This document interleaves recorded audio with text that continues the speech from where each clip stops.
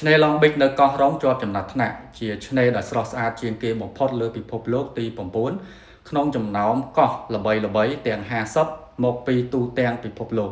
អញ្ចឹងក្នុងនាមយើងជាខ្មែរគឺយើងពិតជាមានមោទនភាពមែនទែននេះគឺជារបាយការណ៍របស់គេហទំព័រ BBC ណាហ្នឹងហើយហើយខ្ញុំជឿថាបងប្អូនមួយចំនួនធំគឺគាត់ប្រកាសជាស្គាល់ហើយកោះរ៉ុងហើយសម្រាប់បងប្អូនដែលគាត់អត់ទាន់ស្គាល់កោះរ៉ុងគាត់អាចសាក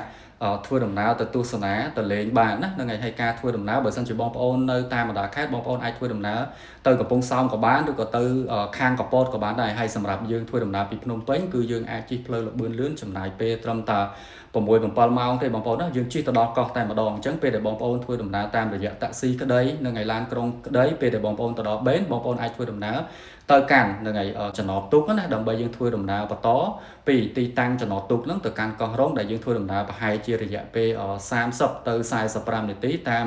រយៈទូកលបឿនលឿនណាហ្នឹងឯងអញ្ចឹងតម្លៃទៅតាមក្រុមហ៊ុនអាចចន្លោះពី15ទៅ25អញ្ចឹងណាបងប្អូនដែលមានឡានផ្ទាល់ខ្លួនក៏អត់ចាំបាច់បារម្ភដែរព្រោះនៅកន្លែងផែដែលលក់សបុតហ្នឹងគឺមានចំណតសម្រាប់ចតណាហ្នឹងហើយអញ្ចឹងគេគិតថ្ងៃឬក៏គិតពេលវេលាអីយ៉ាងម៉េចបងប្អូនសាកសួរព័ត៌មានបន្ថែមពីក្រុមការងារដែលនៅទីនោះតែម្ដងទៅអញ្ចឹងក្នុងនាមយើងជាខ្មែរយើងក៏មានមោទនភាពយ៉ាងខ្លាំងហើយខ្ញុំសង្ឃឹមថាបងប្អូនគាត់អត់ធ្លាប់តន់ទៅលេងហ្នឹងហើយបងប្អូនអាចសាកទៅលេងកោះរ៉ុងណាហ្នឹងហើយជាពិសេសយើងទៅលេងឆ្នេរ Long Beach ដែលជាឆ្នេរដែលស្រស់ស្អាត